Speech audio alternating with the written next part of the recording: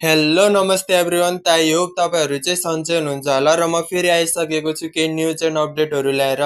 त अब हामी बढौं न्यूज एन्ड अपडेटतिर। त तपाईहरुलाई चाहिँ थाहा नै होला अहिले चाहिँ फिफा वर्ल्ड कप 2026 चलिरहेको छ र अस्ति भर्खर 15 जुनमा भएको काबो भेर्दे भर्सेस स्पेनको म्याच भएको थियो, जसमा चाहिँ दुईटै टिमले चाहिँ वेल परफर्मेन्स गरेको थियो र यो म्याच चाहिँ टाई भएको थियो। र तपाईहरुलाई चाहिँ थाहा नै होला काबो भेर्देको गोलकिपर उहाँले चाहिँ झन् एकदमै राम्रो परफर्मेन्स गर्नुभएको थियो र यो म्याच हेर्नुभन्दा पहिला चाहिँ उहाँको इन्स्टाग्राममा चाहिँ 50K प्लस फलोअर्स थियो, तर यो म्याच पछि चाहिँ उहाँको फलोअर्स चाहिँ बढेर 5 मिलियन प्लस भन्दा बढेको छ र यो चाहिँ उहाँको हार्डवर्क र मेहनतले गर्दा हो।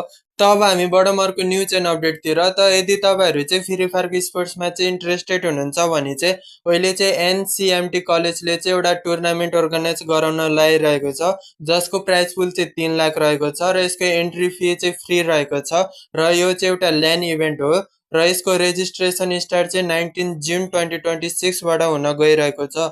र यदि तपाईहरु चाहिँ यसमा इन्ट्रेस्टेड हुनुहुन्छ र यसको थप जानकारी लिन चाहनुहुन्छ भने इन्स्टाग्राममा गएर फ्री फायर स्पोर्ट्स नेपालबाट चाहिँ थप जानकारी लिन सक्नुहुनेछ। त आजको भिडियो चाहिँ यति नै। र यदि तपाईहरुलाई चाहिँ डिफ्रेन्ट कम्युनिटीको न्यूज एन्ड अपडेट चाहिएको छ भने तपाईले चाहिँ मेरो च्यानललाई सब्स्क्राइब गरेर राख्न सक्नुहुनेछ। त आजको लागि यति नै।